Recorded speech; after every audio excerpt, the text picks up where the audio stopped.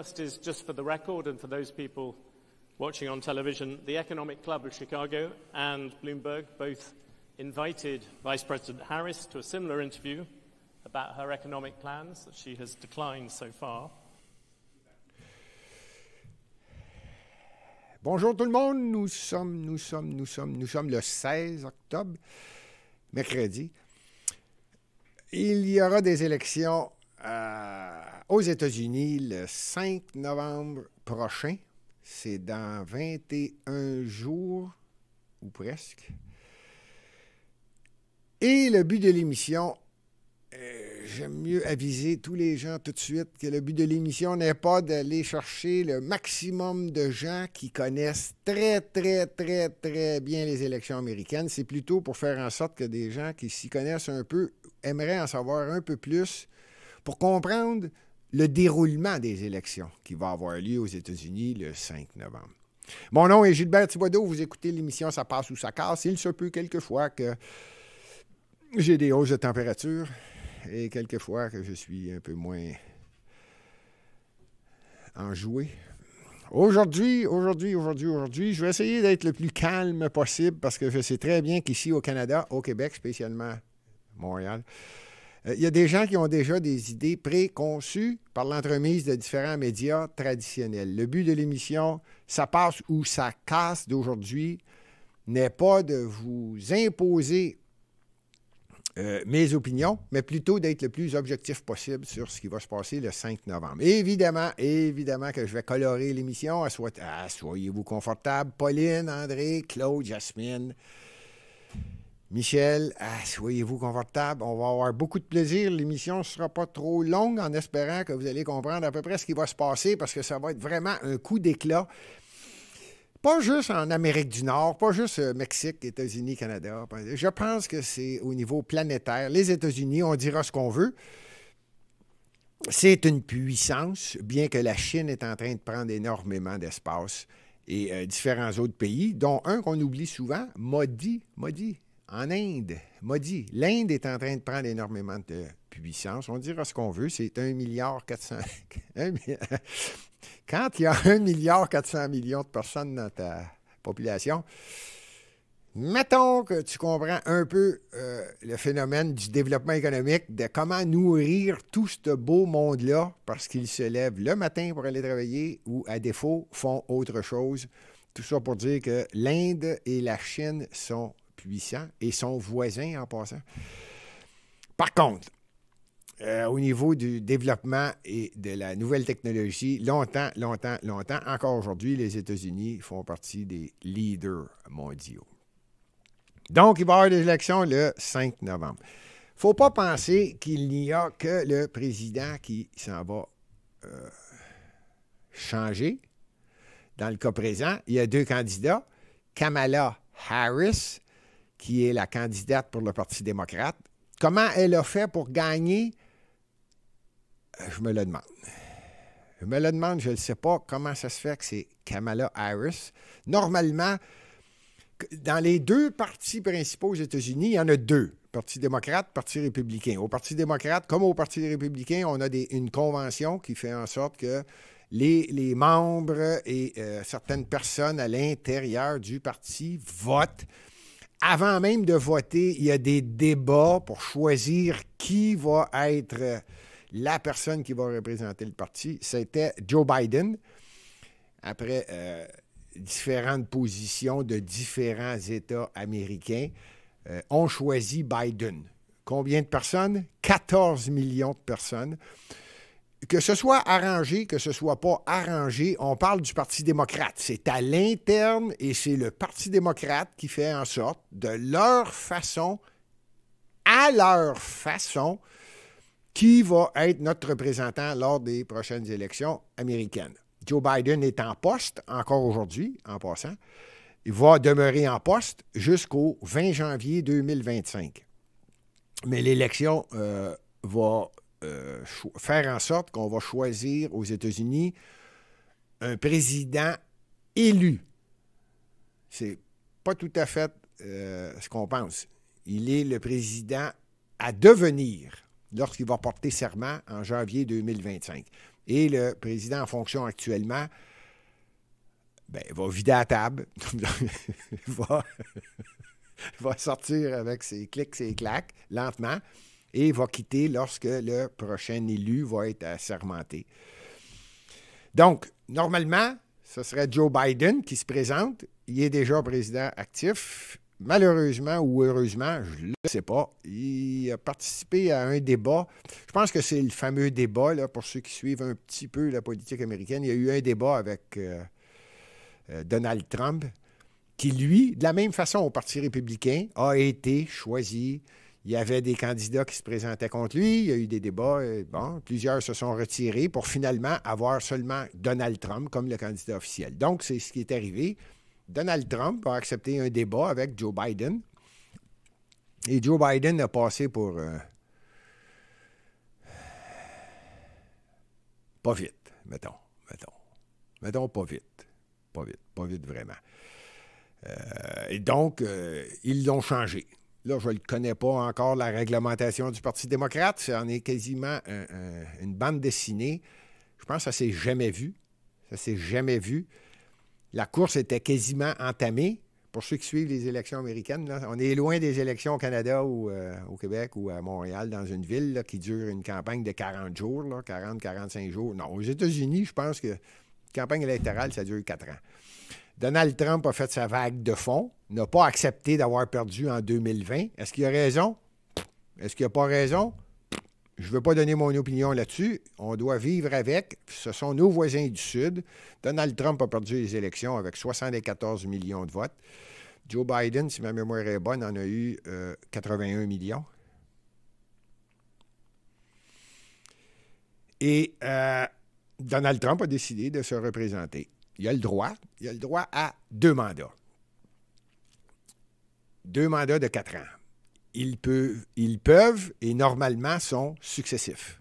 Ça veut dire, tu fais ton premier mandat, tu te défends ton bilan, tu te présentes aux élections, tu fais ton deuxième mandat et tu n'as plus le droit d'être candidat pour le reste de tes jours. Par contre, tu conserves le titre de président des États-Unis. Joe Biden s'est fait montrer la porte. Et Kamala Harris, qui, elle, faisait partie des 22 candidats pour le Parti démocrate, qui n'a jamais eu aucun vote, qui a arrêté d'être candidate avant même l'arrivée de l'Iowa, parce que là, il y a des débats dans chacun des États. Elle n'a même pas fait le premier État, puis elle a lâché la campagne. Je ne sais pas comment ça se fait qu'elle a, mais c'est elle que le Parti démocrate a choisi. Est-ce que c'est le Parti démocrate qui a choisi ou ce sont les hauts dirigeants? C'est encore une question. Maintenant que j'ai terminé le débroussaillage, Kamala Harris versus Donald Trump. L'élection, le président va être élu pour 4 ans. Donald Trump, c'est son dernier mandat. Ne peut plus être président des États-Unis. C'est son dernier parce que ça va être son deuxième. Kamala Harris n'était que vice-présidente de Joe Biden. Elle peut être élue et redemander un mandat pour être réélue. Donc, ça ferait 8 ans. Le mandat d'un président, c'est 4 ans. Là où c'est important, l'année de l'élection présidentielle, ce n'est pas une élection de mi-mandat. On entend souvent parler de ça, pour ceux qui suivent un peu. Pour ceux qui ne suivent pas, tant mieux, je vais le résumer. L'élection présidentielle, c'est aux 4 ans. Mais au bout de 2 ans du mandat du président, il y a d'autres élections qu'on appelle de mi-mandat. Pourquoi? Parce que il y a le président américain et il y a une chambre qu'on appelle le Congrès. Le Congrès, lui, il y a 2 divisions. La Chambre des représentants et les sénateurs. Et lors de l'élection du président, qui a lieu une fois tous les 4 ans, le Sénat, le tiers du Sénat, pour être précis, le tiers du Sénat, plus les mortalités, les différentes choses qui pourraient arriver. Grosso modo, c'est sur 100 sénateurs. Pourquoi qu'il y a 100 sénateurs? Parce qu'il y a 50 États américains et il y a 2 sénateurs par État. Donc, il y a 100 sénateurs. À tous les 2 ans, le tiers du Sénat s'en va en votation Et c'est ce qui arrive, élection présidentielle, 33 du Sénat est en élection. Donc, sur 100, c'est à peu près 33. Je pense que cette année, novembre 2000, cette année, là, ça va être 34. C'est toujours autour de ça. Comme je l'expliquais, là, mortalité et autres raisons majeures pour faire en sorte qu'il y en a un peu plus. Mais c'est toujours le tiers, grosso modo. Et, n'oubliez pas les sénateurs. Pourquoi j'ai dit le tiers? Le tiers, ça veut dire qu'à tous les 2 ans, ça fait 6 ans. Ça prend 6 ans pour que tous les sénateurs soient complètement réélus ou élus. Effectivement, un sénateur, c'est élu pour 6 ans. Donc, à tous les 2 ans, on change le tiers.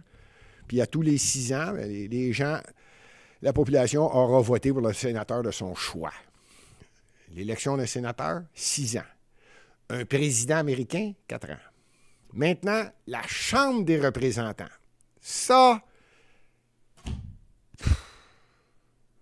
moi, je l'ai dit, je le répète, là, je vais terminer avec l'explication de la Chambre des représentants, puis après ça, je vais dire quelque chose qui est incroyable, et je le pense vraiment. Chambre des représentants, il y a 438 représentants. Comment ils sont arrivés avec ce chiffre-là? C'est avec un montant plus ou moins précis de 576 000 personnes. Fouillez-moi, là, je ne sais pas où ils ont pris ce chiffre-là. À plus ou moins. C'est quelques 100 milliers de personnes. À chaque 100 000, à chaque quelques centaines de mille, je pense que c'est 500... Pas sûr, c'est 576, 572, je ne sais pas le chiffre exact. À plus ou moins 3, 4. Tu as le droit à un représentant. Donc, plus tu as de la population dans ton État, plus tu as de représentants. C'est pour ça qu'on dit toujours, comment ça se fait qu'il y a plus de représentants en Californie, ou à New York, ou au Texas, ou... parce que la population est plus grande. En Californie, évidemment, c'est le plus gros État américain en population. C'est lui qui a le plus de représentants. Par contre, au Sénat, ils n'en ont que 2. C'est pour ça que je dis, les Chambre des représentants, c'est une autre histoire. De toute façon, il y en a 438, sont élus pour 2 ans.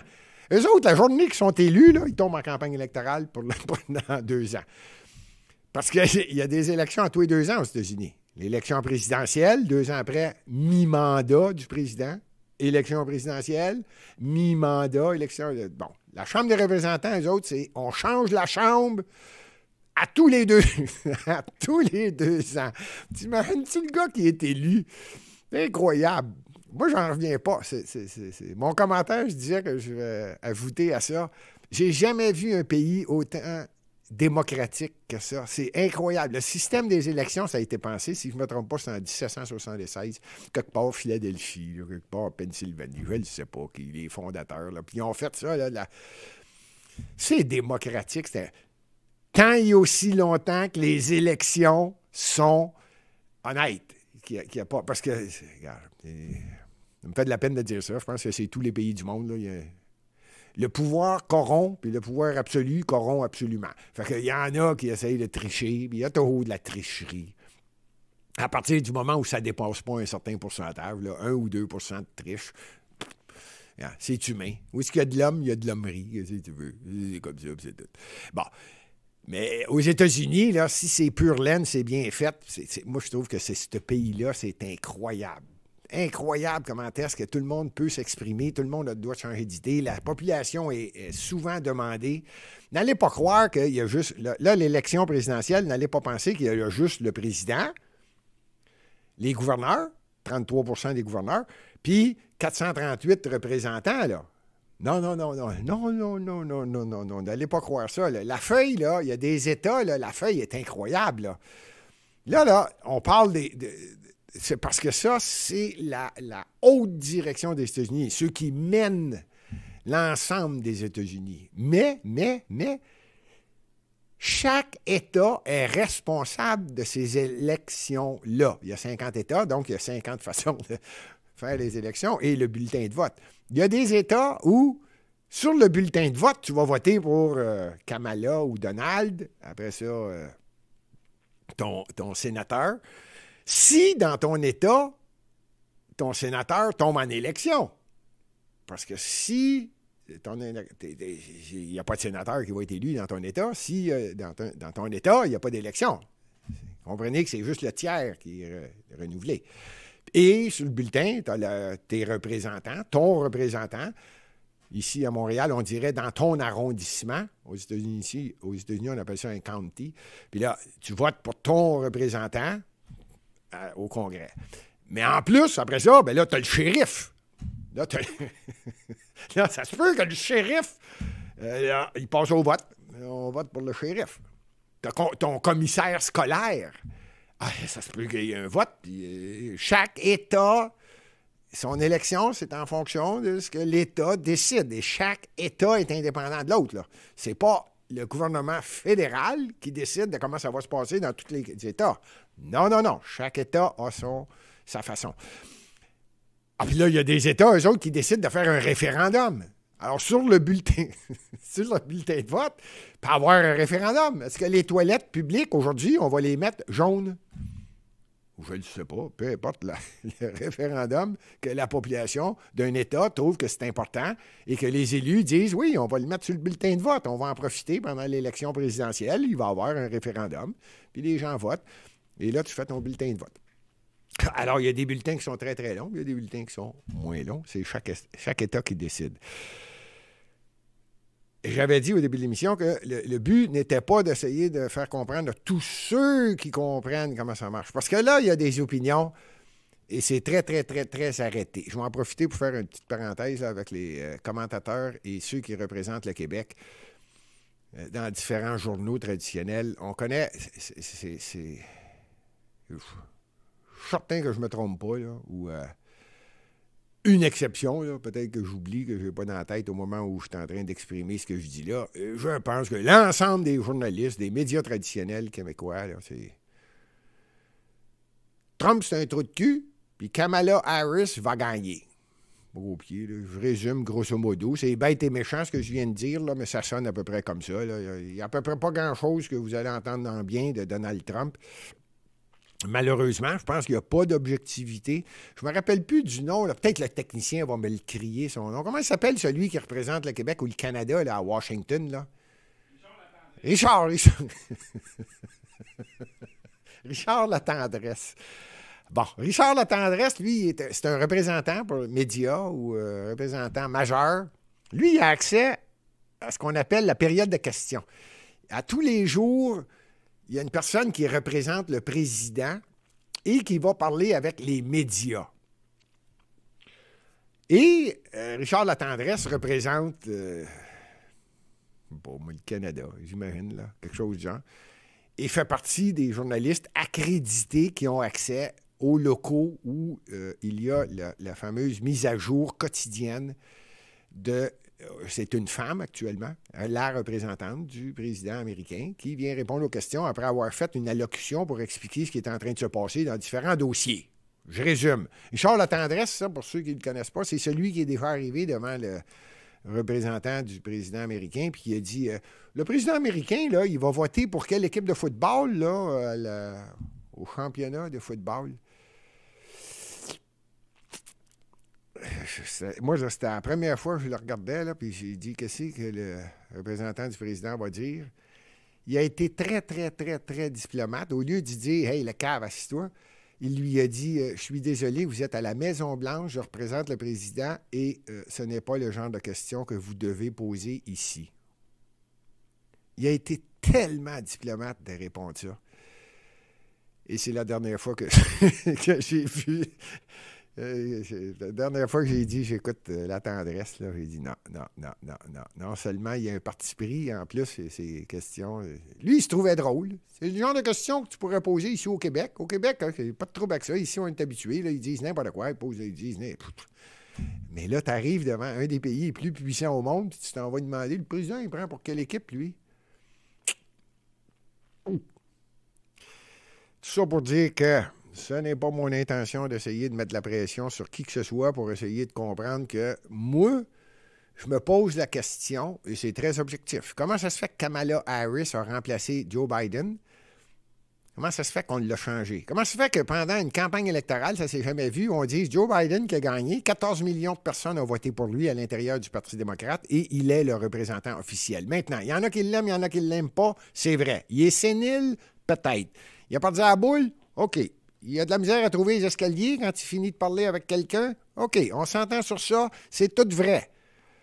Bon, maintenant qu'on sait ça, est-ce que ça donne le droit à un parti de dire, bon, ben, je pense pas que notre candidat il est potentiel. Regarde, on va lui dire de s'en aller de là, puis on va en mettre un autre.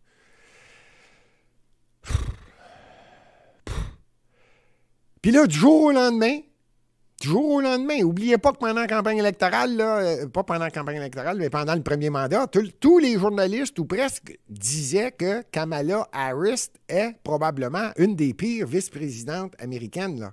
On n'entendait pas parler, puis quand on entendait parler, on regrettait de l'entendre. Et du jour au lendemain, c'est elle qui devient candidate, et là, tous les journalistes au Québec disent que c'est la meilleure. C'est la meilleure. Regarde, moi, je peux pas.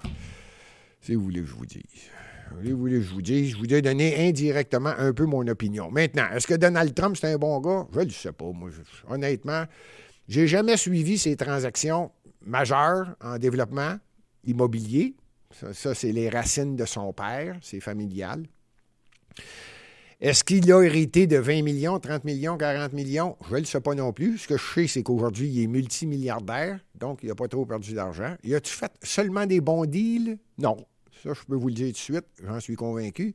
J'ai eu des commerces, j'ai eu des choses, et je peux vous dire que des fois, tu en manques des bonnes, mais j'en déduis que ça doit être pareil pour lui, et peu importe le niveau. Non, il a sûrement pas. Est-ce qu'il a été parfait tout le temps? Non. Est-ce qu'il a déjà fourré le gouvernement? Oui. Et ça, il le dit clairement. Il dit, moi, j'ai déjà été... Et ça, c'est les phrases de Donald Trump que je vous donne, là.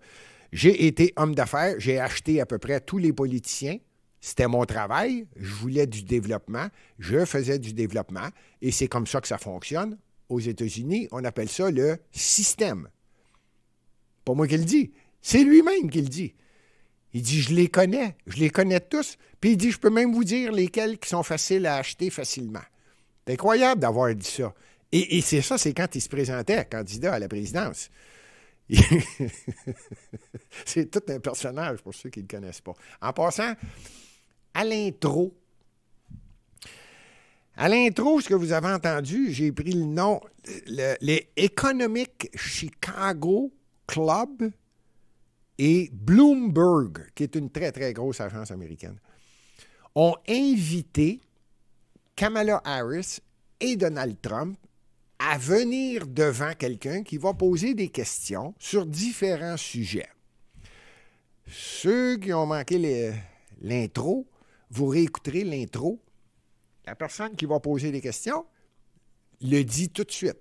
Pour être honnête et pour que vous sachiez exactement ce qui se passe, je vous dis tout de suite qu'on a invité Kamala Harris et Donald Trump, et Kamala Harris n'a pas répondu. Je pense qu'elle a été polie. Je pense qu'elle a répondu en disant « Non, j'y vais pas ». Mais en tout cas, non, jamais eu de réponse. Elle ne sera pas là. Bon, ça c'est réglé. Par contre, pour ceux qui ne connaissent pas Donald Trump, je vais en faire un petit bout. Ce ne sera pas long. On va le passer, ça ne sera pas long. Lui, il a accepté. Il accepte à peu près tout. Pour ceux qui ont écouté l'émission 60 minutes, 60 minutes, ceux qui ont écouté, il a déjà été interviewé à 60 minutes, Donald Trump. Il a déjà été invité. Il refuse à peu près aucune invitation. Il a même accepté le débat avec Joe Biden sur ABC, qui ne parle jamais en bien de Donald Trump. Donald Trump va accepter n'importe quelle invitation. J'ai l'impression qu'il est... J'ai dit que je resterais objectif. J'essaie d'être objectif. C'est un personnage. Je vais le dire de cette façon-là. Alors, lui, il a accepté. Pour vous démontrer jusqu'à quel point il est personnage, au début de l'émission, Kamala Harris, on a su qu'elle ne se présenterait pas. Il a été reçu, Donald Trump, et ça dure à peu près 1 heure. Je vais mettre juste un 15 secondes, 20 secondes. Je vous le dis tout de suite. Je vais vous le traduire rapidement après, mais c'est du Donald Trump pur laine. They've been wrong about everything. So have you, by the way. You've been wrong. You're trying to turn this. You're trying to turn this. You've been wrong. No, you're trying to turn. You're trying to turn this into debate. There are business people. There are business people. You're wrong. You've been wrong. You've been wrong all your life on this stuff. Incroyable. L'entrevue qui a eu lieu, la personne était quand même assez polie, a très bien compris que l'invité, c'était Donald Trump. Donald Trump, c'est un personnage, et lui dit ce qu'il pense et pense ce qu'il dit, ce qui est très rare. Et à un moment donné, la personne qui lui pose des questions a le droit d'y poser la question de son choix. Mais rappelez-vous que Donald Trump a le droit de répondre la réponse de son choix. Et l'animateur soulève un point. Puis à un moment donné, Donald Trump fait juste dire « Whoop, whoop, attendez une minute. » Demain, êtes-vous au courant demain que je vais être invité au journal Wall Street Journal? Il y a des journalistes qui veulent m'interviewer, puis je vais accepter. Vous le savez qu'ils sont menteurs. Comme vous. Vous êtes un menteur. Ça vous donne une idée comment peut durer 1 heure avec Donald Trump. Et l'animateur est obligé de continuer, là. Il y a du monde dans la salle qui écoute cette interview-là, et tout le monde aux États-Unis, là, nous autres, on est Canadiens, moi j'en suis un d'ailleurs, c'est pas tout à fait notre livre de chevet, là, les États-Unis, ce qui se passe, mais pour un Américain, c'est important de savoir qui va être le président, puis quand il est là, le candidat, bien, tu l'écoutes plus qu'ici. Ça vous donne une idée jusqu'à quel point Donald Trump ne refuse rien, accepte tous les débats et fait des rallyes. Le dernier, si je ne me trompe pas, hier, si je ne me trompe pas, moi je suis, c'était en Georgie hier, donc c'est ça, je l'ai écouté aussi en Pennsylvanie, c'était Elon Musk. Là, il y a des gens qui représentent Donald Trump, qui sont tannés de ce qui se passe aux États-Unis, qui font également des rallyes, c'est incroyable. J'ai dit Elon Musk, là, c'est celui que tout le monde connaît, celui qui veut aller sur la planète Mars. Lui, c'était un démocrate. Tous les États-Unis disaient que c'était un génie, puis c'était le meilleur gars, puis c'est grâce à lui que certains développements se font au niveau de technologie et surtout au niveau de l'espace. Avec Starlink, c'est incroyable. Par contre, à un moment donné, il a dit, oups, là, j'aime moins le Parti démocrate, là, je suis rendu plus indépendant.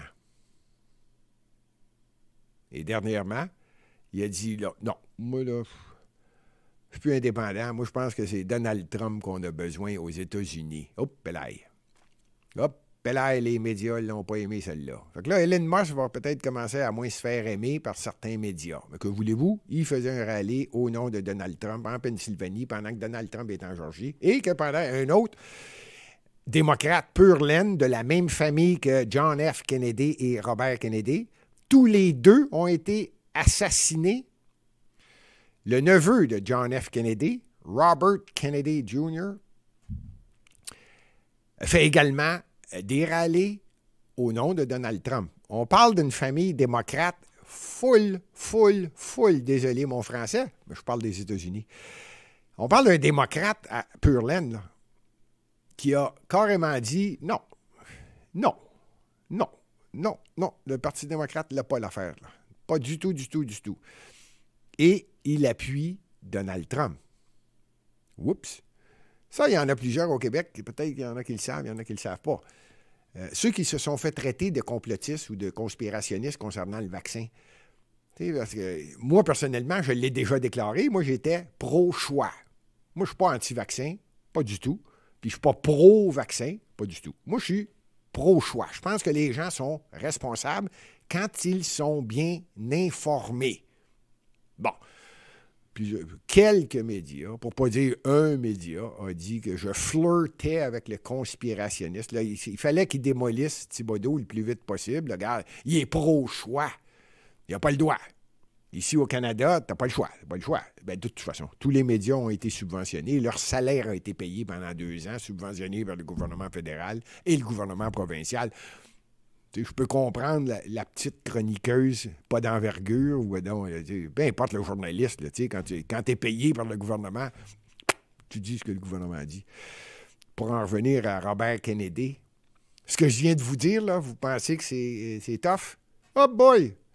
Robert Kennedy, lui, Donald Trump a déjà dit qu'on va le mettre au département de la santé américaine pour vérifier si les pharmaceutiques, c'est pas des crosseuses.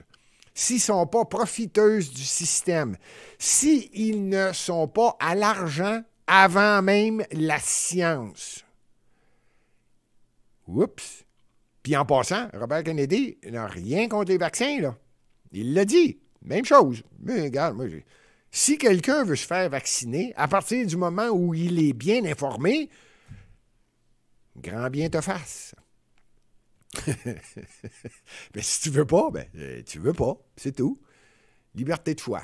Ça, c'est Robert Kennedy, le neveu de John F. Kennedy. On ne parle pas plus démocrate que ça aux États-Unis, là. Bon, il fait campagne avec Donald Trump et lui a déjà annoncé que c'est lui qui va s'occuper de la santé aux États-Unis pour faire les vérifications nécessaires pour savoir si, effectivement, les pharmaceutiques ne sont pas trop profiteuses d'un système mis en place. J'ai dit que je vous parlerais de la campagne électorale, c'est à peu près ça. Maintenant, je termine là-dessus parce que j'ai beaucoup de plaisir, puis je le sais. Je l'ai toujours fait. En passant, on me demande souvent, Gilbert, tu connais-tu un peu les États-Unis? J'ai commencé, moi, à aimer ça en 1980-81. J'étais aux États-Unis, souvent, pour ne pas dire longtemps. C'était l'époque de Reagan, Ronald Reagan. Moi, j'aimais... Ronald Reagan, je l'aimais. Il m'a étonné parce que je me disais, ça, c'est un acteur. Puis il n'était pas le meilleur acteur à l'est du Mississippi, là. Mais, pas grave, c'est un acteur, il venait d'Hollywood. Puis bon, j'ai dit, OK, ça se peut. Puis il m'a étonné, moi, je le trouvais bien bon. Mais il y avait également celui que j'aimais, c'est son vis-à-vis. Parce qu'aux États-Unis, tu as le président, le vice-président, et après ça, tu as le chef, le président de la Chambre des représentants. C'est dont je parlais tout à l'heure. Lui, son nom, c'était Tip O'Neill. C'était beau de les voir parler ensemble. Et c'est là que j'ai commencé à aimer la politique américaine. Je l'ai suivi et c'est là que j'ai appris à peu près comment ça fonctionne. Le système au complet. Et les trois chambres sont importantes. Autrement dit, quand je dis les trois chambres, le président est important, mais le Sénat est important et surtout la Chambre des représentants qui, elle, met sur le plancher des lois qui monte au niveau du Sénat. Puis là, c'est une belle bataille. Qui mène la Chambre des représentants? Qui mène le Sénat? Jusqu'à quel point le président peut faire des vétos, puis décider de passer un décret, passer par-dessus la Chambre. Puis là, c'est tellement intéressant. Là, quand les Américains, j'aime bien ça. Moi, parce que, ça fait des années. Tout ça pour dire que maintenant, il y a des États clés, l'élection américaine. Je termine là-dessus, parce que là, si je commence à m'emporter...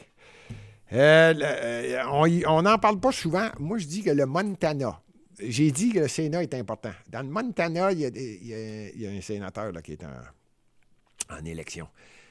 N'oubliez pas le Sénat, il y a 100 sénateurs. Si tu veux le contrôle du Sénat, ça t'en prend 51. Actuellement, les démocrates ont le Sénat. Et si le Sénat tombe égal lors du vote à cause d'une absente ou peu importe, là, le vice-président ou la vice-présidente a un droit de vote. Je n'irai pas dans les détails. Moi, je dis qu'au Montana, il va y avoir peut-être quelque chose qui se passe là. Peut-être. Casey, ceux qui suivent, là, c'est vraiment ceux qui connaissent ça un peu, là, parce que je termine l'émission. Casey en Pennsylvanie, moi, je dis qu'il faut le suivre. Dans le Wisconsin, Baldwin, je le suis. Puis Rosen, je ne sais pas si... Ça, c'est un État important, là, Rosen, dans le Nevada. Moi, là... Moi, y aller tout de suite, je vous le dis, moi, je pense que le Sénat change de main. Contrairement à ce que plusieurs peuvent penser, pas 55, 60 républicains, là, puis 40 démocrates. Non. Top. 51, peut-être 52 républicains à 48. Ça va être serré. Il faut vraiment suivre chacun État américain pour comprendre que le gouverneur est important. Là, je n'avais pas parlé des gouverneurs tout à l'heure, là, mais il y a des gouverneurs dans chacun des États. Un gouverneur, c'est comme un premier ministre d'une province au Canada. Il est très, très, très important, lui aussi. Il y a également des élections, là. Des gouverneurs dans des États. Il y en a du monde qui sont élus là, puis il y en a des élections. Je vous le dis, moi, c'est démocratique, c'est incroyable. Donc, l'influence du gouverneur, qui est le premier ministre d'un État, dans le fond, il influence beaucoup, lui. Puis après ça, tu as le district attorney, tu as l'attorney général, on parle au niveau du droit. Il y a beaucoup d'influence. Fait que moi, je pense que le Sénat change de main. Ça, c'est mon opinion. Il va passer à 51-52 républicains à 49-48 démocrates. Maintenant, les grands électeurs. Les grands électeurs, il y en a 538. Ça se divise en fonction Parce que ce n'est pas des élections directes. C'est pas comme au Canada. Au Canada, tu votes pour ton député, tu votes même pas pour le premier ministre en passant au Canada. Ça, c'est grave. Ça, c'est grave. J'ai de la misère à suivre ça, mais c'est comme ça. C'est comme ça. C'est comme ça au Canada. Tu votes pour un député, puis c'est le parti qui fait élire le plus de députés, ils ont déjà un chef, puis lui, il devient premier ministre du Canada. Aux États-Unis, là, non. Tu votes ton président, tu votes pour ton sénateur, tu votes pour ton représentant, en tout cas. Je vous le dis, moi, c'est très, très, très démocratique. Il y en a 538 grands électeurs. Aux États-Unis, tu votes... C'est indirect. Tu votes, puis là, c'est un nombre de grands électeurs qui te représentent. Il y en a 538. Fait que dans ton État, tu votes pour le président, chacun sur le bulletin, et par la suite, tu es représenté par un grand électeur qui, lui, va voter en fonction de celui qui a eu le plus de votes, républicain ou démocrate. Ça peut sembler compliqué, mais c'est pas si compliqué que ça quand on comprend que, dans le fond, c'est une élection indirecte. Tu ne votes pas directement pour ton président, mais dans ton État, c'est la population qui décide qui je veux avoir comme président. Mais c'est pas direct. Ceci dit, c'est 538. Ceux qui, jamais vous avez des questions, gênez-vous pas, vous avez le droit de les écrire en bas. Vous avez le droit de mettre le pouce en l'air aussi. J'achève. Ça en prend, c'est 538. Ça en prend 270 pour devenir le président américain. Pourquoi? Ben, c'est 538 divisé par 2. Faites votre calcul. À 270, tu viens de tomber celui qui en a le plus. Chaque État a un nombre de grands électeurs. Californie en a 54. Je ne me trompe pas, 54, 55. Les grands États, là, grosso modo. Californie en aurait 54. Le Texas en a 40. Mais là, ça peut que ça change. Moi, je vous le dis, la Californie a bien de la misère à cause de San Francisco, Los Angeles, blablabla. Fait que ça se peut que ça change. Ça se peut qu'il y ait de grands électeurs puis qu'il y en ait plus au Texas ou en Floride. Parce qu'il y a du monde qui sont tannés de ce qui se passe en Californie pour différentes raisons. Californie, Texas, Floride, qui en a 30. New York, qui en a 28. Bon, c'est ça. Et il y a d'autres petits États qu'il ne faut pas sous-estimer. Moi, je dis tout le temps, là, j'ai mis des petits États, là, j'ai tellement, là, ceux qui n'ont jamais été là, au Nebraska, au Kansas, dans le Wyoming, dans le Montana, justement, puis ces places-là, là, ça, c'est 3, 4, 5 représentants, c'est grands électeurs. Mais ça va à peine. Ils ont du poids. Ils ont juste 4 grands électeurs, mais ces 4-là peuvent te faire gagner la présidence, là. Il y a du poids, c'est incroyable. Dakota du Sud, moi, je l'aime, tout le monde le sait, là, parce que... Même les techniciens ici rient de moi quand je dis « Ah, Dakota du Sud, moi, je l'aurais aimé, moi, elle, vice-présidente. » Mais en tout cas, bon, il y a différents États. Donc, je pense que Trump va gagner les élections. Je vais terminer l'émission, parce que là, si je pars, là, hey, regarde, j'en ai des feuilles, là. J'ai à peu près toutes les feuilles que vous voyez ici, là. J'ai déjà fait mon choix au niveau... Mais on va faire une émission spéciale avec mes prédictions par État. Mais je ne veux pas le faire aujourd'hui. L'émission, elle ne veut pas être trop longue. Moi, je prévois que Donald Trump va aller chercher 270. Quand je dis 270, c'est le chiffre magique.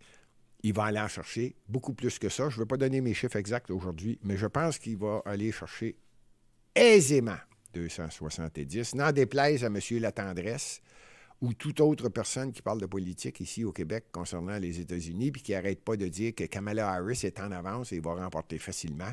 Oui, je suis d'accord. Si vous voulez parler de New York, Californie ou bien donc Washington, on parle de Washington, Seattle, Washington, là, on ne parle pas de Washington, D.C., dans l'Ouest. Si on veut parler de ça, c'est vrai, il y a des États qui sont plus faciles à remporter, démocrates.